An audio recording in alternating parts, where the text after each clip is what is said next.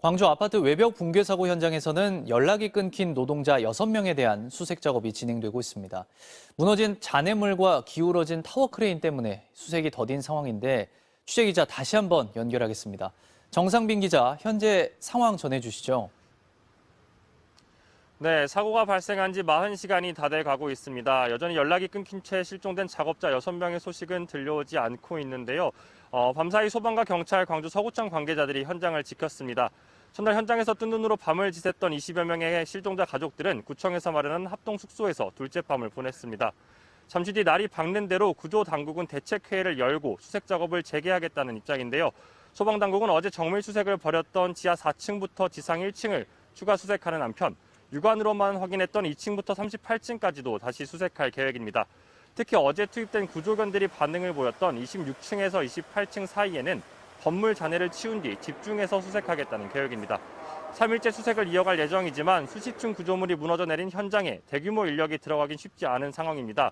어제 이틀째 수색에선 수색견 6마리와 구조 인력이 2층부터 38층까지 투입됐지만 대형 콘크리트 잔해가 길을 막고 있고 바닥이 낭떠러지처럼 붕괴하면서 붕괴 지점까지 접근하진 못했습니다. 또 무너진 잔해가 추가로 떨어지거나 기울어진 타워 크레인이 넘어지는 2차 대형 참사에 대한 우려도 나오고 있습니다. 구조당국은 안전하게 수색을 벌일 수 있도록 콘크리트 잔해 일부를 철거하거나 덮개를 설치할 예정입니다. 기울어진 타워 크레인을 해체하기 위해 1,200톤 규모의 대형 크레인도 오늘 저녁 전북 군산에서 가져올 계획입니다. 하지만 해체용 대형 크레인 조립에만 이틀이 걸려 기존 크레인을 해체하는 데에는 상당한 시간이 걸릴 수밖에 없어 보입니다. 지금까지 광주 붕괴 사고 현장에서 MBC 뉴스 정상빈입니다. 화이자사의 먹는 코로나19 치료제가 오늘 처음으로 국내에 들어옵니다. 내일부터 환자들에게 처방되는데 65세 이상과 면역 저하자들이 우선 투약 대상입니다. 신정현 기자입니다. 미국 화이자가 개발한 먹는 코로나19 치료제 팍스로비드가 오늘 오후 인천국제공항에 도착합니다. 물량은 1차로 2만 1,000명분이 들어오고 당장 내일부터 환자에게 처방됩니다. 투약 대상은 증상이 나타난 지 5일 이내에 중증으로 악화될 위험이 큰 유증상자로 65세 이상이나 면역 저하자 중 재택 치료를 받거나 생활치료센터에 입소한 환자들입니다. 면역 저하자는 자가면역 질환자나 장기 이식자, HIV 감염자 등입니다. 재택 치료자는 비대면 진료를 받은 뒤 지자체나 담당 약국을 통해 약을 전달받습니다. 동거 가족도 외출 허가를 받고 약국을 방문해 약을 받아올 수 있습니다. 약은 아침과 저녁으로 하루 2번 닷새간 한 번에 3알씩 모두 30알을 복용합니다. 알약을 씹거나 부수지 말고 그대로 삼켜서 먹어야 하고 투약 도중 증상이 좋아져도 남은 약을 끝까지 복용해야 합니다. 남은 약을 팔거나 가족에게 제공하면 형사처벌을 받습니다. 임상시험에서는 대상자들에게 투약됐을 때 중증 내지는 입원 내지는 사망의 위험을 88% 줄여주는 것으로 보고됩니다.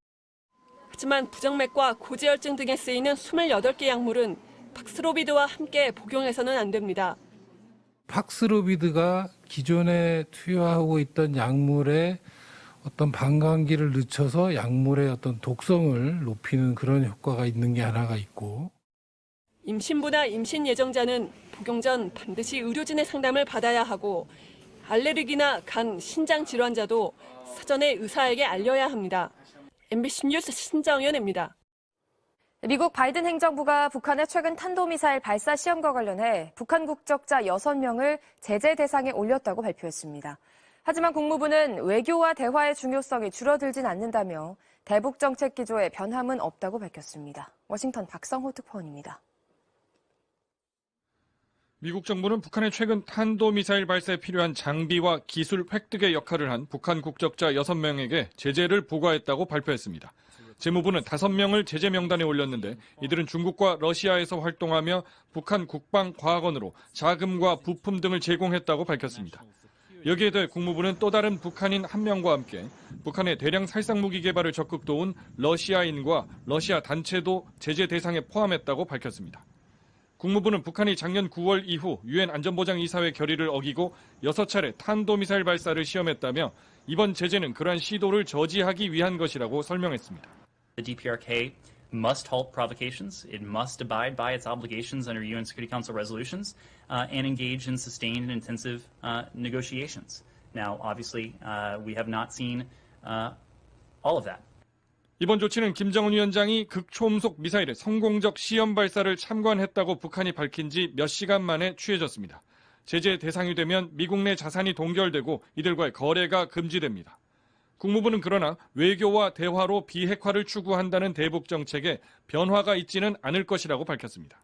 Just because we are enacting measures that hold individuals and entities to account, that doesn't mean that our belief in the importance and the value of diplomacy and dialogue is diminished.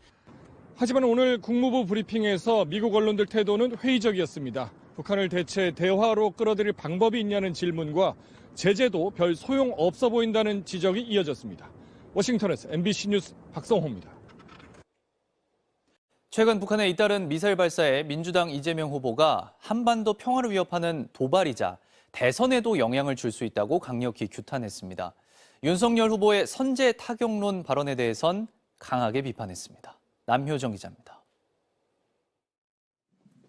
예비역 대장 2명을 선대위 안보인사로 영입하는 행사를 마친 민주당 이재명 후보는 예고에 없는 긴급 회견을 열고 최근 북한의 잇단 미사일 발사를 강력 규탄했습니다. 유엔 안보리 결의 위반이자 한반도 평화를 저해하는 도발일 뿐 아니라 짧은 시간 반복적으로 발사돼 결과적으로 대선 전국에도 영향을 주고 있다고 비판했습니다. 과거의 총풍 사건, 북풍 사건을 떠올리게 합니다. 한반도 긴장과 안보 불안을 조장해서 선거에 영향을 미치려는 의도로 의심받을 수 있습니다. 선거 국면에 안보 포퓰리즘만 고조되고 있다며 화살을 국민의힘 윤석열 후보로 돌렸습니다. 전날 윤 후보가 선제 타격론을 언급한 데 대해 선제 타격론은 대량 살상 무기나 핵 공격이 명백하고 임박했을 때 쓰는 군사 전략이라며 이게 아닌 무기 시험체 발사를 두고 정치인이 함부로 얘기해선 안 된다고 비판했습니다. 마치 화약고 안에서 불장난하는 어린이를 보는 것 같은 불안감이 듭니다. 위험한 전쟁 도발 주장을 깊이 우려하면서 지금이라도 선제 타격 발언 철회를 요청드립니다. 선제 타격론 발언 논란과 관련해 윤 후보는 북한 미사일 공격을 선제 타격하는 등 삼축 체계를 말씀드린 것이란 원론적 입장을 밝혔습니다. 앞서 이재명 후보는 세계 5대 강국 진입을 위한 산업 대전환 공약을 발표하면서 반도체, 메타버스 등 10대 미래 산업을 육성해 수출 1조 달러 시대를 열겠다고 선언했습니다. 다만 국민소득 5만 달러 달성이 단기간 가능하겠냐는 지적엔 임기 내 달성이 아니라 그 목표를 실현할 토대를 마련하겠다는 뜻이라고 답했습니다. MBC 뉴스 남효정입니다.